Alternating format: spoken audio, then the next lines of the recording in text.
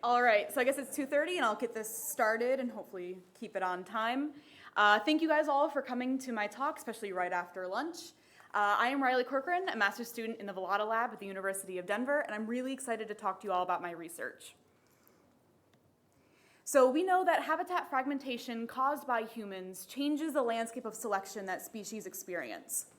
As if there is a fragmented population experiencing a selection pressure, they may not be able to relocate to adapt, and instead need to physiologically adapt or risk going extinct. And dams are a particularly important fragmenter, as there's over 91,000 of them in the US alone. These dams also block anadromous migration, where anadromous life history brings adults back to fresh water from saltwater to spawn. And the alewife, a species of river herring living along the northeastern North American coast, is an example of one affected species. Anadromous alewives play an important role in both ecology and culture, as they bring saltwater nutrients to nutrient-poor freshwater, and they also provided a large source of food to indigenous and early colonial peoples in the America. And dams prevent all of this from happening as they block anadromous migration to freshwater, but they also trap individuals in freshwater, which is a completely unfamiliar life history to them, as they would never overwinter in freshwater otherwise. And so landlocking that happened at most 350 years ago along the southern Connecticut coast has occurred in these four lakes: Quan, Pat, Amos, and Long. And they have been isolated ever since, and they still have dams shown in red here that continue to keep them isolated. And so even though it's only been a few centuries since these landlocked populations have been trapped, they show marked physiological differences from the anadromous, in that they are smaller at age, they have a lower maximal swimming speed, and have denser gill rakers. Freshwater adaptation also puts demands on the osmoregulatory system. As most vertebrates have an internal osmolarity around 300 milliosmoles, so in much saltier saltwater, they have to drink and actively excrete ions from their gills. And in freshwater, osmoregulation works in complete opposite, where instead they have to uptake ions at the gills and urinate in order to counteract freshwater trying to dilute them. And anadromous alewives and other anadromous species are able to control and reverse osmoregulation during their months in freshwater, but this is normally regulated with migration, which landlocked populations can't do anymore. And so we would expect to find adaptation to osmoregulation in these landlocked populations, which has been seen physiologically, as landlocked populations have shown reduced saltwater tolerance in that they cannot excrete enough ions when in saltwater, leading to saltier bodies and more death. And so even though there's been a lot of physiological research in this system, the underlying genetics is still mostly understudied. And so I wanted to use whole genome sequencing to look and see, are landlocked populations exhibiting parallel genetic changes due to freshwater, especially in genes involved in osmoregulation? And so knowing this, I expect that the landlocked populations that I study are independent, especially due to the damming. I also expect to find repeated signatures of selection across these landlocked populations, as they're all derived from the same ancestral pool of anadromous individuals, and they're all overcoming the same major selection pressure of freshwater. And I also expect to find that genes involved in osmoregulation are under selection more often than other genes in the genome.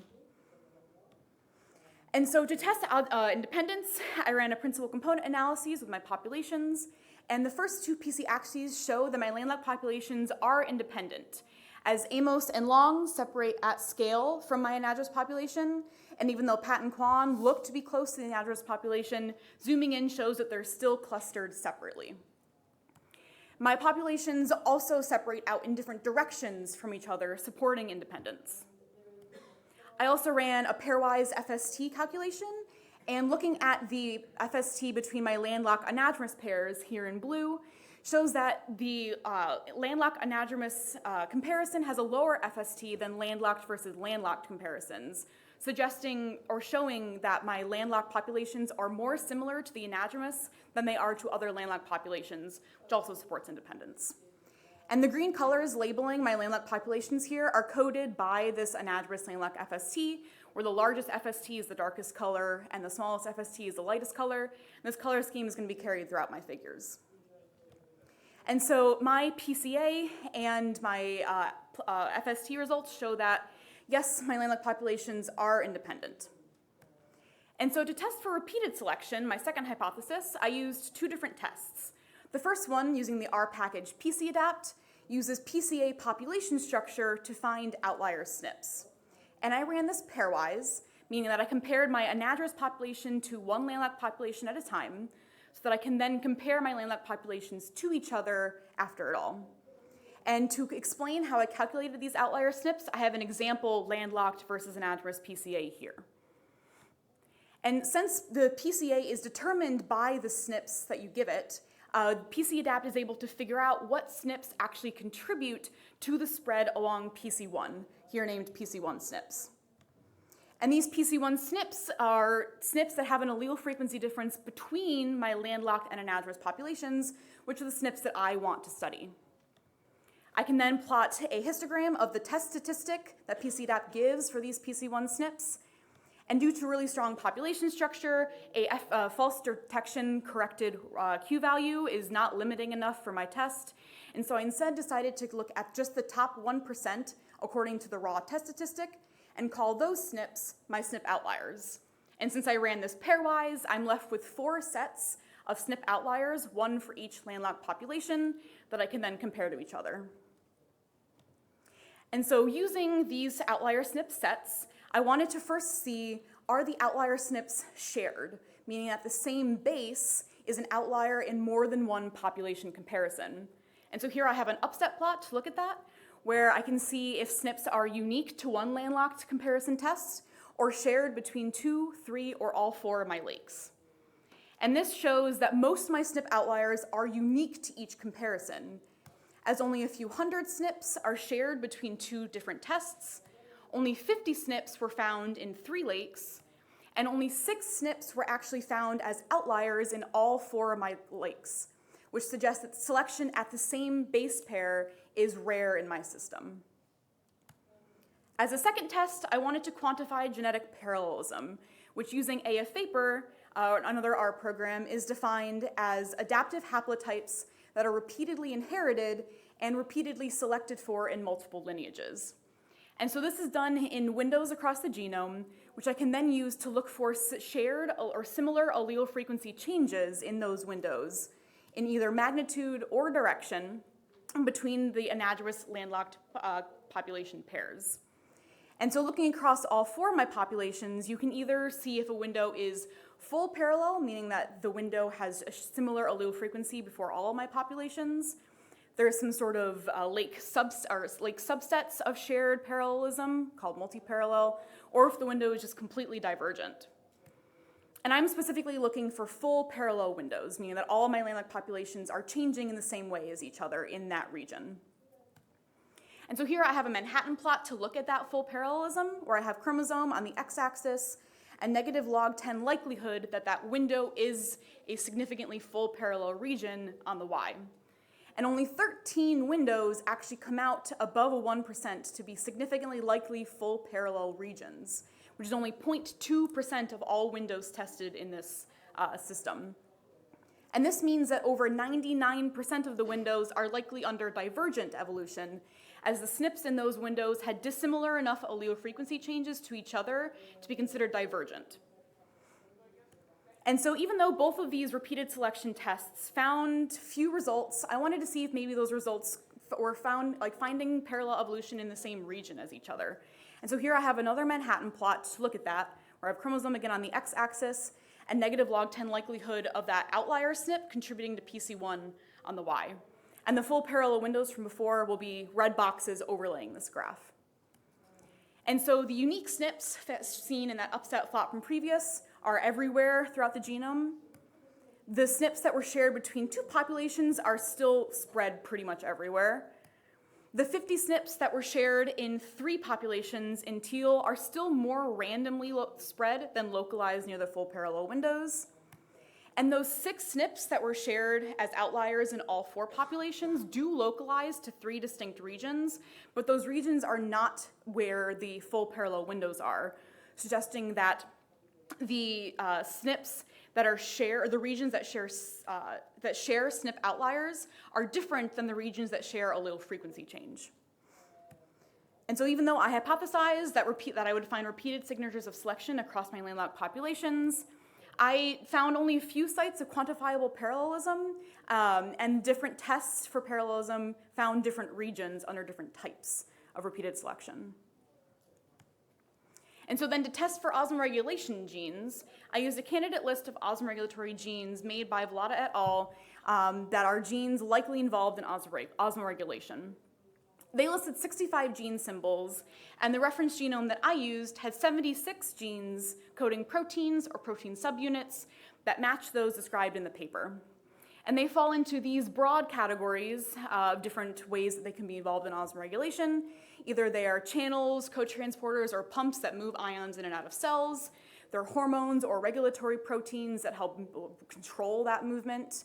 They may sense or move water in and out of cells, play a part in joining cells together, which help limit or add to intracellular or intercellular ion movement, or maybe they're secondary messengers or others. And so what I wanted to test with this is, are there more osmoregulatory genes that contain the SNP outliers tested for previously than one would expect by chance? And so the way that I tested this is I randomly picked 76 genes out of the 31,000 gene genome, which 76 matches the number of osmoregulatory genes that I had, and counted how many of those random genes contained any of my SNP outliers from before. I repeated this 10,000 times per landlocked comparison, and that creates the null distribution seen here. And with the top 5% of those null distributions marked with a red line, and the actual number of osmoregulatory genes with SNP outliers marked with the red circles. And with a grain of salt, I see that this mostly suggests that osmoregulatory genes have more SNP outliers than one would expect by chance, as Amos, Long, and Kwan all show more osmoregulatory genes with outliers than their top 5%. And Pat, even though it has less, only needed one more osmoregulatory gene with an outlier to match its 5%. And so I then wanted to see if these osmoregulatory genes with outliers are shared between populations, in that the same osmoregulatory gene has an outlier in more than one population test. And here's another upset plot to look at that. Most of these osmoregulatory genes are unique to a population, as only 6 genes, have an outlier in more than one landlocked population, and only 2 genes have an outlier in 3. None of the osmoregulatory genes contain outliers in all 4 of my populations. And so looking a little deeper into these 8 shared genes, they, as one might expect, fall into the 4 largest categories described before, with the colored categories marking those 4 categories they fall in, and the black bar is just showing the proportion that I found were shared between my populations. However, some of the proteins that fall into the cotransporters, channels, and pumps that I found with repeated selection are directly integral to saltwater homeostasis, as they code for pumps and channels that get ions out of the body when in saltwater. Cortisol, that had 2 out of its 6 genes with shared SNP outliers, also facilitates saltwater adaptation, as it helps to increase the number of secretion pumps and secretion cells when in saltwater. And so this is just a preliminary analysis, and I want to do more stats to actually get at the details of this result, such as DNDS. But this does suggest that maintaining saltwater traits in fresh water has a negative fitness effect on those individuals, since repeated selection in osmoregulatory genes seems to preferentially target saltwater genes rather than freshwater adaptive genes. And so I hypothesized that genes involved in osmoregulation were under selection more often, and for the most part, I found that, in that the landlocked populations have more osmoregulatory gene outliers than expected, and selection may repeatedly target saltwater adaptive genes. And so in all, I found that genetic adaptation to freshwater is mostly non-parallel, but changes in osmoregulation may target saltwater genes. A lot of acknowledgements. I'll love to talk to you guys if you have any questions afterwards.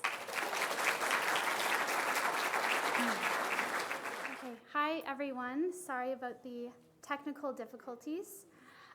My name is MK Hickox, and I'm a graduate student at McGill University here in Montreal. And today I will be talking to you about repeatability in chaos selection dynamics amongst stickleback populations. So for the last 150 plus years, we have been obviously very interested in natural selection.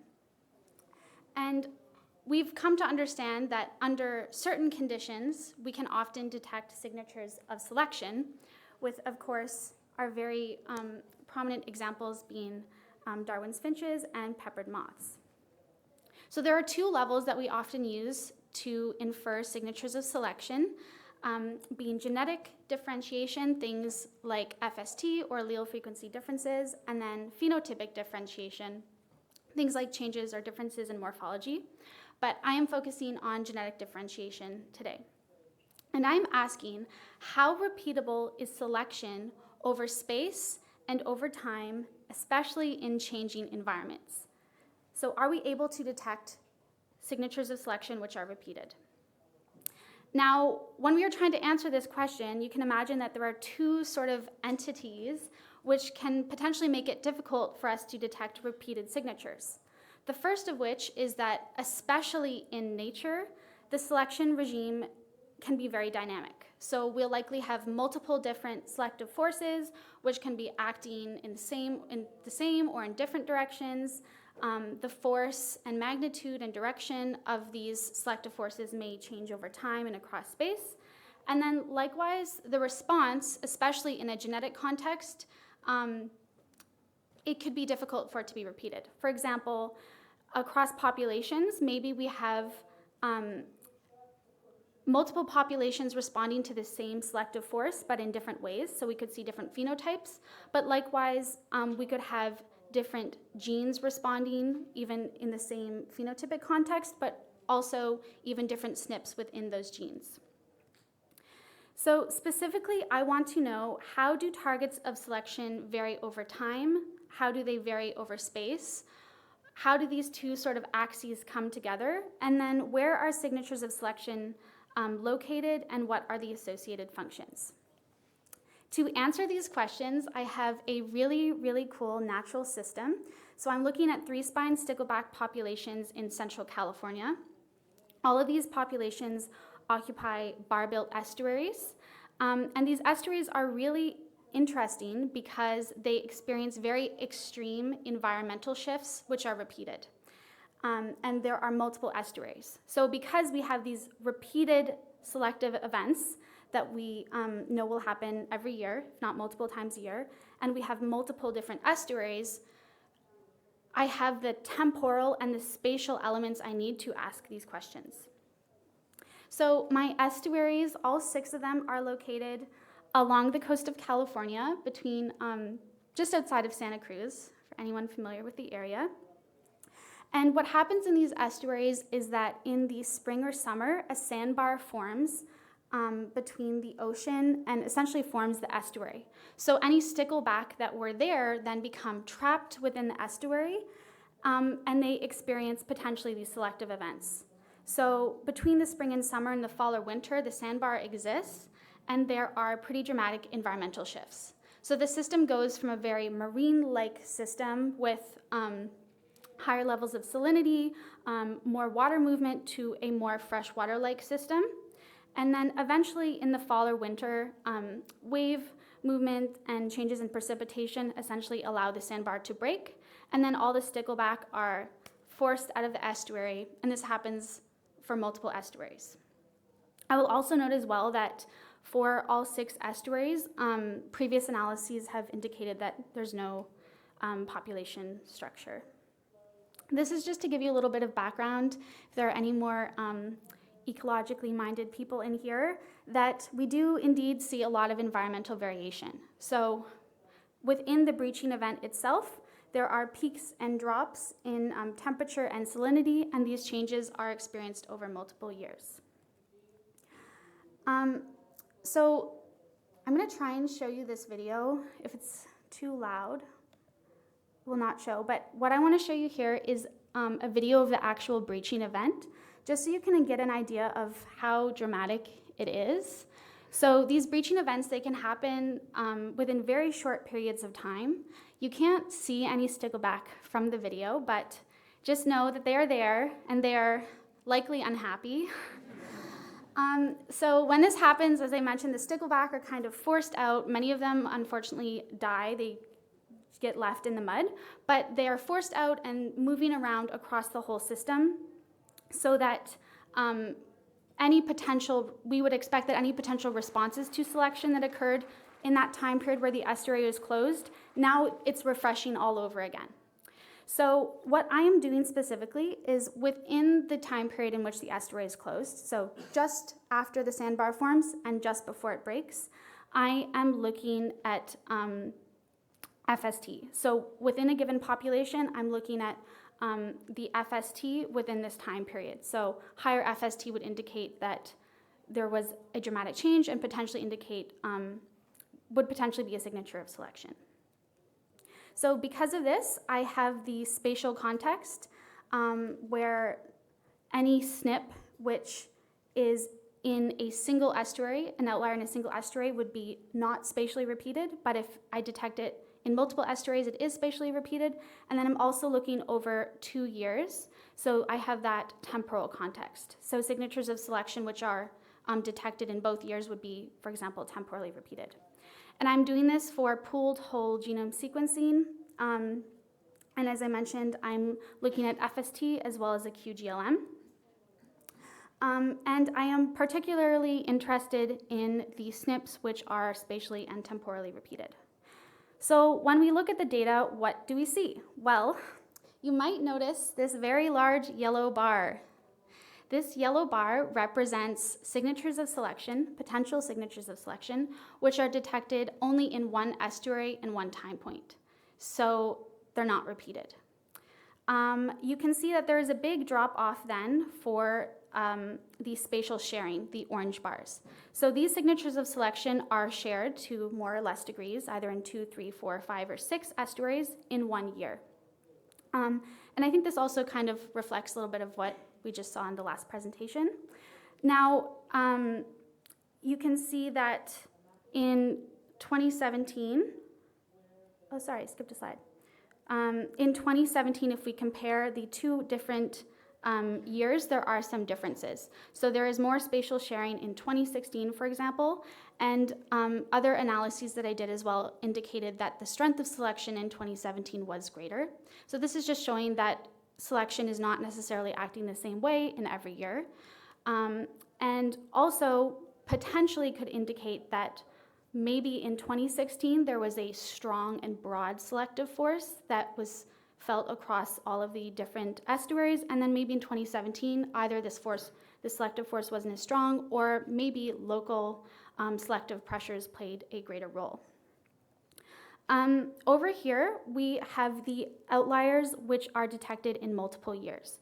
So there is obviously a big drop off in this temporal element. So comparing the yellow versus blue, there are way less signatures of selection, which we can see in 2 years. And you can't really see them here, but they do exist. There are some signatures of selection which are detected in multiple estuaries and in multiple time points.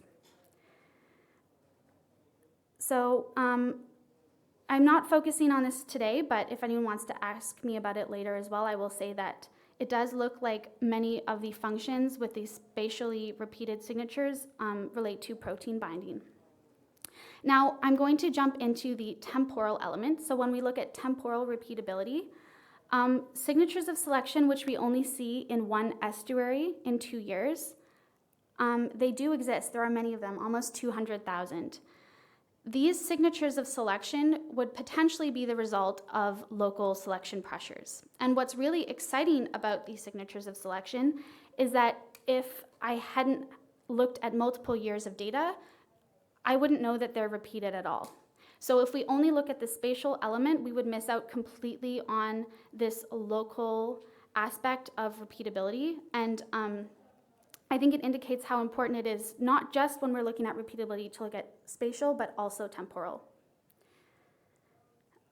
So Currently, I am also looking at the functions associated with the temporally repeated signatures. It looks of my single SNP, which is most highly repeated, it relates to protein binding.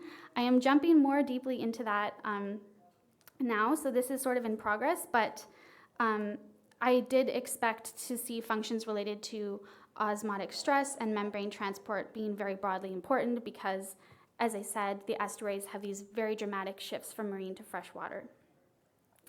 Now, if we want to see how these signatures of selection look in the genome, well, I have my 5% FST cutoff value.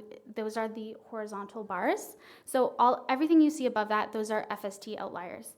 And you can see that the peaks are pretty much spread across the genome.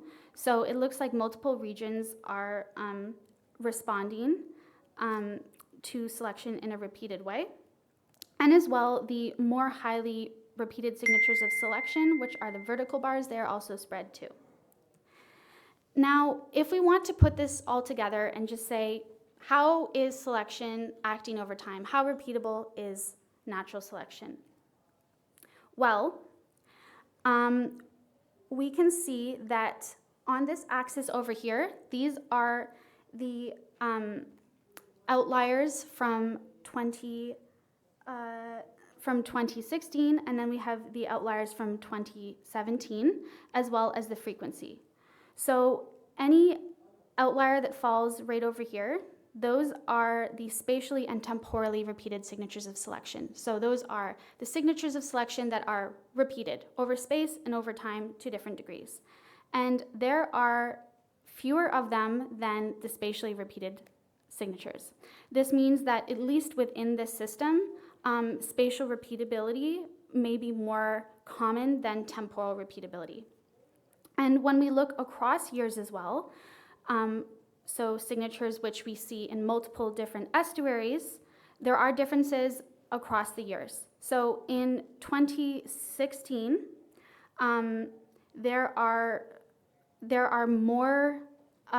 more repeatability than in 2017. And again, this aligns with what I said before. There are differences across years. So from this work, I think we can gather that we do see temporal variation in selection in terms of the strength and also the target. So we can detect temporal repeatability, and that signatures of selection, it might be more likely to see them spatially repeated rather than temporally repeated, but this doesn't mean that we shouldn't gather data on the temporal scale. In fact, I think it's very important that we do, because if we don't, we're missing out on potentially any of those local elements.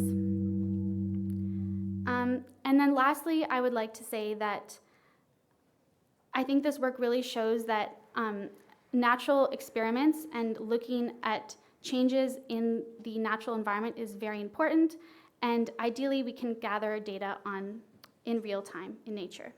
So thank you. If you have questions, just ask me later. Sorry about that. Good afternoon, everyone. My name is David, and I'm a doctoral student in the Renison Lab at the University of California, San Diego. Today, I'm going to be talking to you about the population structure of three-spined sticklebacks along the western coast of North America. In the Renison Lab, we use three-spined stickleback as a system to study evolution in natural populations.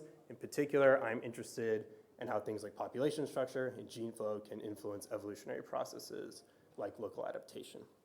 So this is an image of a three-spined stickleback, and three-spined stickleback are a really good system for evolution because of this figure in the center. You see the fish in the middle is the ancestral marine form, and then it has undergone this adaptive radiation out into a myriad of freshwater forms. And probably the most striking difference between this marine ancestor and the freshwater form that it's adapted into is the loss of armor plating along the way. And you can see that in the stained fish on the right there. Now, this process has happened thousands of times throughout the Northern Hemisphere, so it's a really good naturally replicated evolution experiment, essentially. And this makes them a good model for evolutionary studies, like we just heard in the talk before, and perhaps you'll hear in some other talks at this conference. But there's a gap in our knowledge, and that's something that I want to address in my dissertation work, and that's when it comes to the marine populations.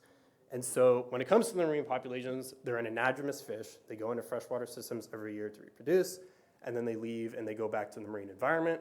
But we don't know a lot about what they're doing in the marine environment. We don't know their migration distances. We don't know all the reproductive timings of when they're coming into freshwater systems and leaving them. And we don't know whether or not they display natal homing in the way that another anadromous fish, like a salmon, would. And so I went out and I looked at the literature on the marine stickleback out in the ocean. And there are some papers that have actually trawled out in the ocean and caught them. This is one from the early 90s where they say they find marine stickleback out in the Atlantic Ocean to a distance of about 100 kilometers. And so when I was thinking about a hypothesis for my own data set, I said, okay, marine stickleback within 100 kilometers of each other should maybe be part of the same general population.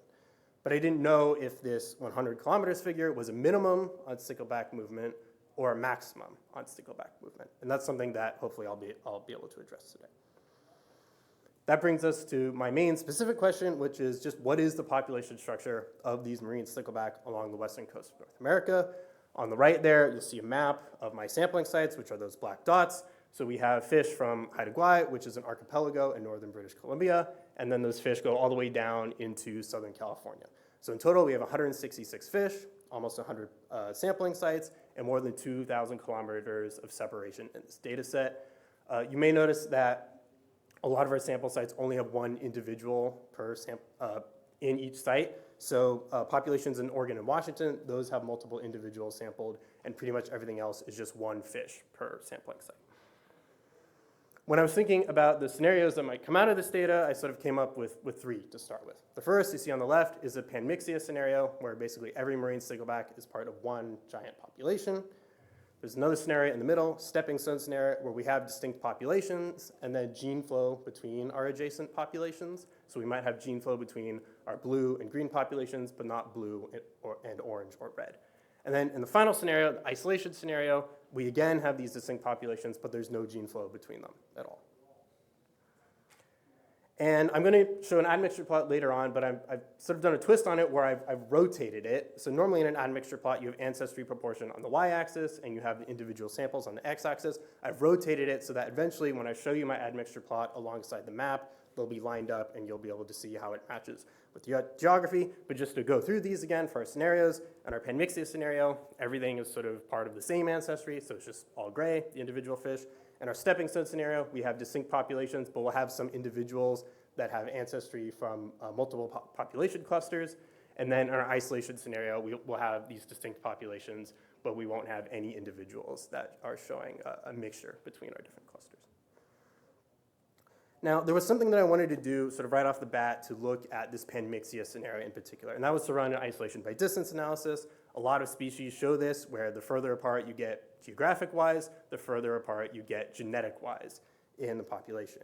And I thought that if I could show an isolation by distance relationship, this would help sort of eliminate this panmixia scenario right off the bat.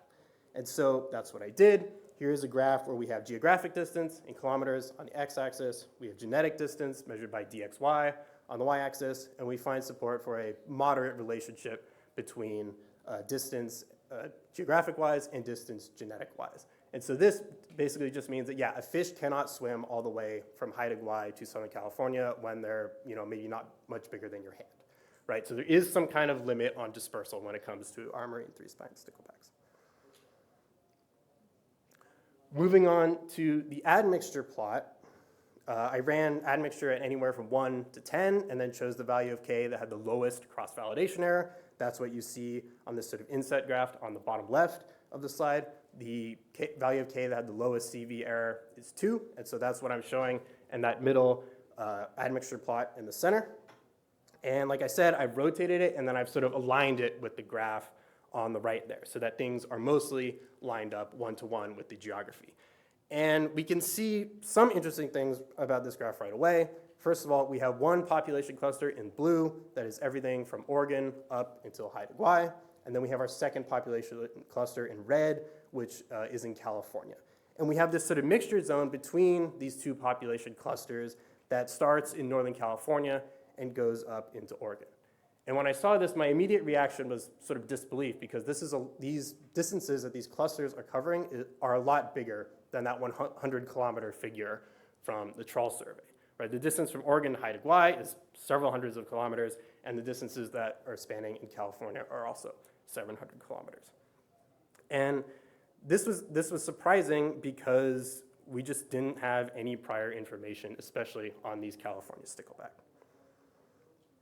So going back to my initial hypothesis, we're not really seeing any of our three proposed scenarios coming here. We're certainly not seeing panmixia or isolation, and if we were to see stepping stone, it would be sort of two giant stepping stones with a very large arrow between them, representing that transition zone in Northern California. And when we started talking to people who'd worked on California stickleback for a while, they were telling us that they were suspicious of the idea that California stickleback are anadromous at all. They might actually just be these resident estuarine fish that stay in lagoons or coastal estuaries all year, and they don't actually go out into the ocean to reproduce. And that could be one factor impacting the pattern that we're seeing. Another factor that's come up, this is a graph of sea surface temperatures along the western coast of North America in the spring of this year. And there's huge variation in these sea surface temperatures all along the coast that could be affecting stickleback directly. It could also be indirectly affecting them through various biotic or abiotic factors. And that's something that I'm interested in looking at as well. Some of the things that I want to do in the future, the sort of top priority is sequencing more individuals per sampling site to get a better sense of populations on that sort of micro scale and improve the power of some of our analyses. I want to estimate the migration rates between our different population clusters and also within our different population clusters to see movement within California and within that sort of northern cluster.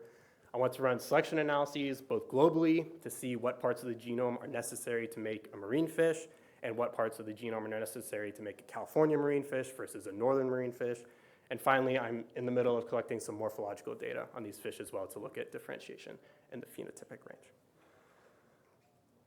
There's a huge number of people who have made this work possible, people within my lab, some of whom are here today, also funding provided by University of California and others, and then just a huge list of outside collaborators who have helped out with sending us samples or providing technical expertise. I want to thank them all. And with that, I'm happy to take any questions.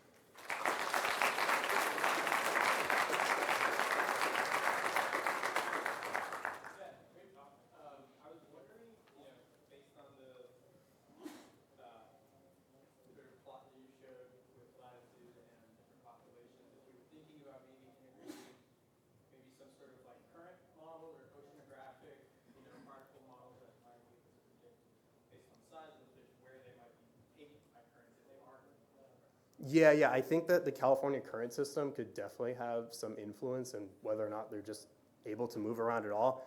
I'm really excited for the migration analysis to get off the ground because I think I'll be able to show the direction of migration and see, like, is it just northern fish coming into these resident California populations in Northern California, or are they actually like mixing together, like southern and northern coming together? I think that'll be something that emerges. That'll be interesting.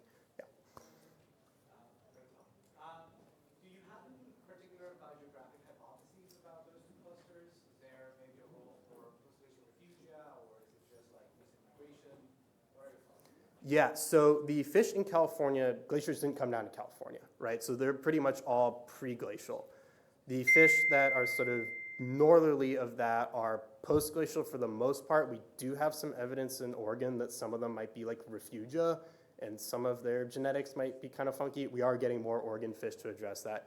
But yes, basically, there's definitely room for the glaciers to have thrown a wrench into our sort of simple IBD model, for example. Yeah, back.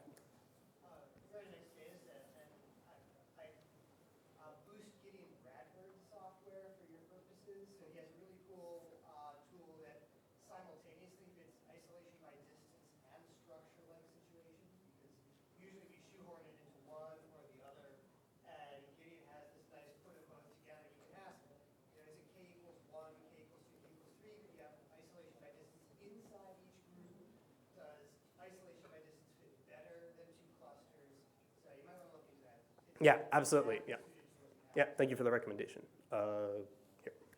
Thank you for the talk. I was wondering if maybe I misread the map a little bit, but it seems like you don't have a ton of samples from like Northern Oregon and Washington State, and that's right where your clusters seem to pull apart. And so I was wondering if you think if you had a number of individuals from Washington State, you should get the same answer?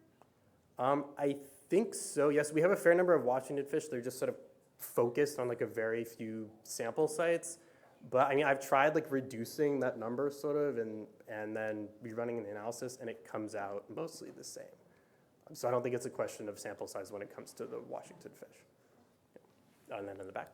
Just a fun bit of trivia, I have a paper here where there's stickleback caught in the middle of the river. Like thousands of kilometers offshore. I was wondering if you have estimates for like what you think the population sizes might be for each of those. Not quite. That's something that will come up in the migration stuff, yeah. And I think I need to, yeah. All right, so sorry for the little technical issue. So I'll change a bit from the sticklebacks just to come back to it afterwards. But I'm going to talk to you about genetic population structure of lake whitefish populations in Great Slave Lake. So this work is supervised by Jean-Sébastien Moir and was supervised by Louis Bernatchez before. So like a lot of you may know, post-glacial lakes of North America are a great system to study the evolution and speciation of fish because the recent rapid colonization of these lakes gives us an insight on the mechanism behind ecological speciation. And salmonids are a great family to study this because they show a lot of intraspecific diversity in a lot of these recently deglaciated systems. So this intraspecific diversity can affect a lot of traits such as spawning behavior. So here is an example with different ecotypes of sockeye of spawning sockeye. So differences are found between beach, river, and stream spawning sockeye. And there's also, this can also affect ecological niche. So here is the diversity of different morphotypes of lake trout related to depth in a couple of Great Lakes in North America. This intraspecific diversity genetically can be put into a gradient where some of these differences are non-genetically based and represent just phenotypic plasticity. In that case, you will see no differences between no differences between morphs and intraspecific morphs of the same species.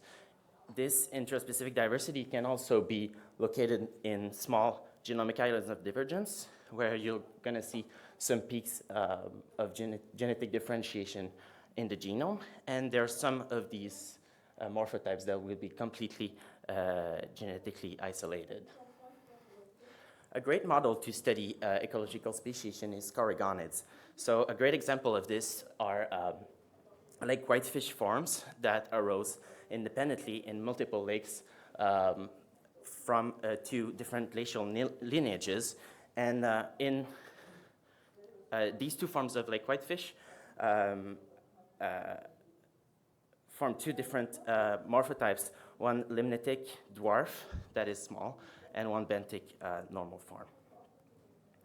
And this can cause a big problem and a big conservation puzzle to designate what is a species or not in some of these lakes where corrigonids have radiated into a lot of the species.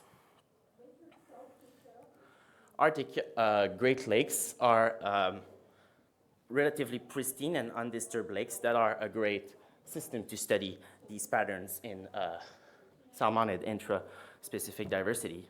And just a few genetic studies have been done on their salmonid populations. However, in the few studies that have been done, it has been shown that salmonids have radiated in these lakes and show a lot of intraspecific diversity, notably lake trout in Great Bear Lake and at fluvial and lacustrine ciscoes morphotypes in Great Slave Lake. So the objective of my PhD chapter will be to determine and characterize the genetic structure of lake whitefish populations and in Great Slave Lake and see what shape genetic differentiation patterns between these populations.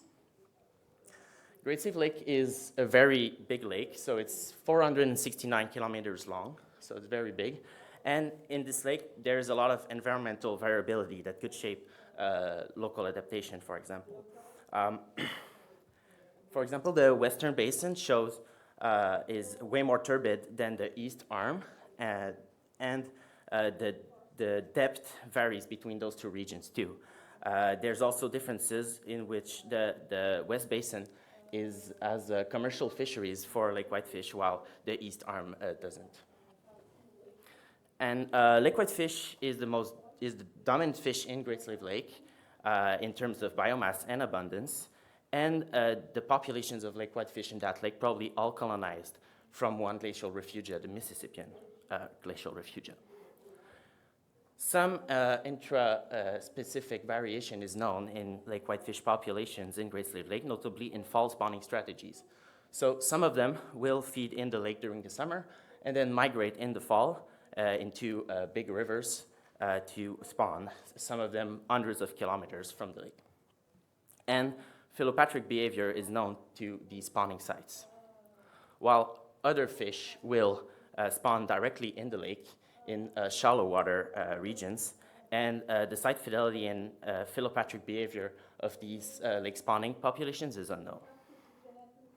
So factors that could shape intraspecific diversity in lake whitefish populations are, like I said, spawning behavior, but also environmental variability in the lake.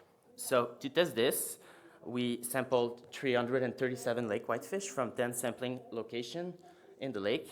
9 of them are putatively lake spawning populations that were caught in the fall in spawning form in shallow water spots.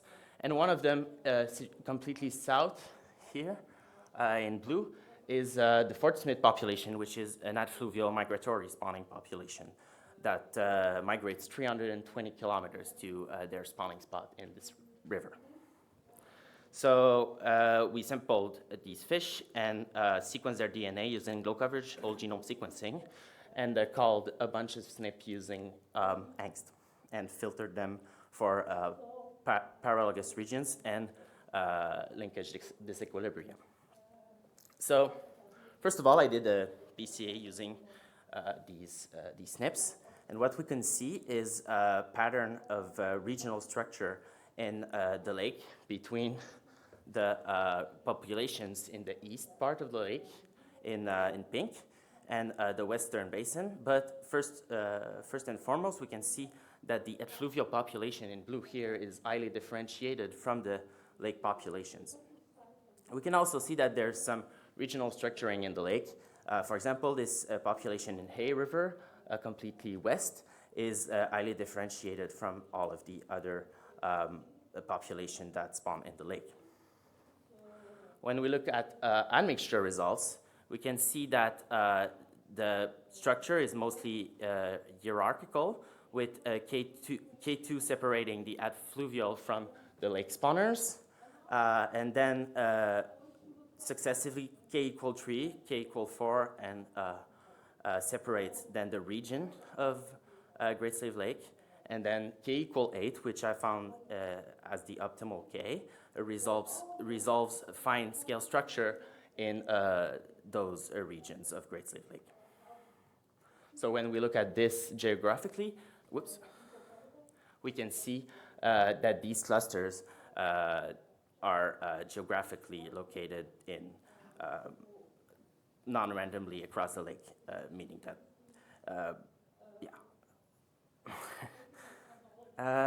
and when we look at the FST differentiation, the differentiation between those populations using FST values, we can see that those vary between 0.017 and 0.05, which means that those populations are relatively structured for a system where gene flow is present.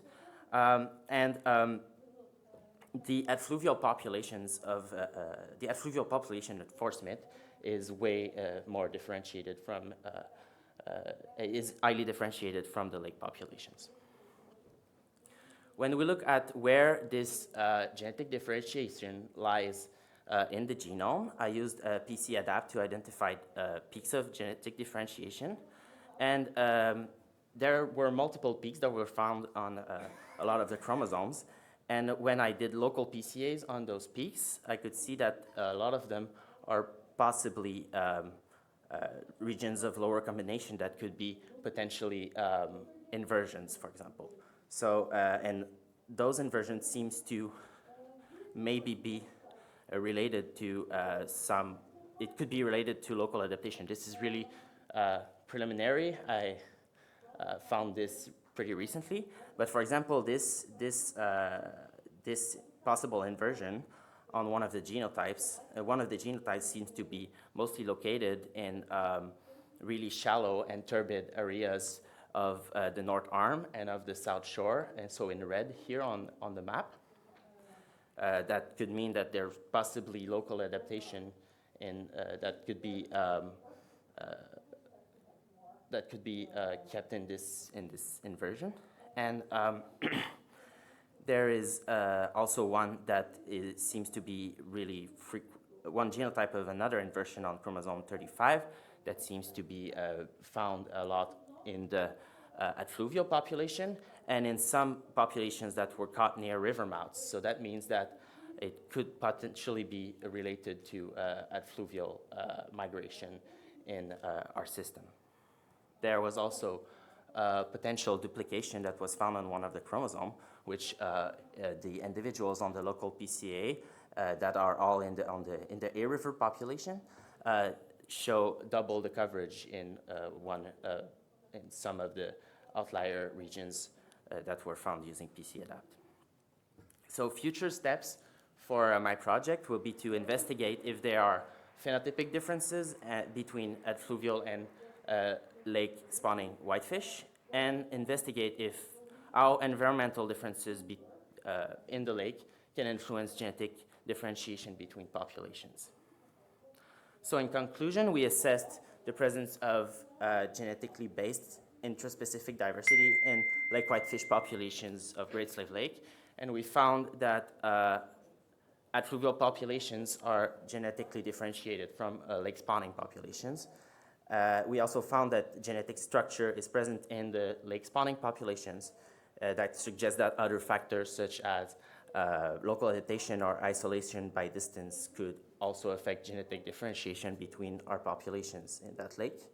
And some preliminary results suggest that structural variants could play a role in maintaining this diversity in sympatric populations of lake whitefish in this vast Arctic lake.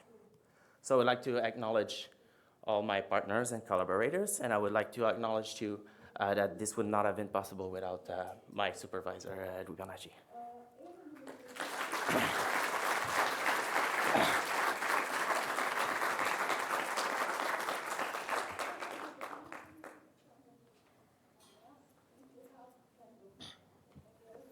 So yeah, I have time for some questions if you have some.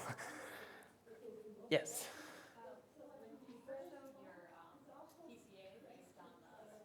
Yes. The first two PCs explained very little variation, like in the SNPs. Do you have any idea why that is? It's like less than 2% for both. I mean, I know, of course, it's a SNP PCA, so it's going to be low, but that seems even lower than normal. Yes, I think that there's lots of movement between the populations and that they are kind of highly connected, and especially the lake spawning populations. That so the structure might be a little less strong than in other systems. Yes? That was an awesome talk. You know if whitefish have whole genome duplication? Yes, they have gone through whole genome duplication, yes.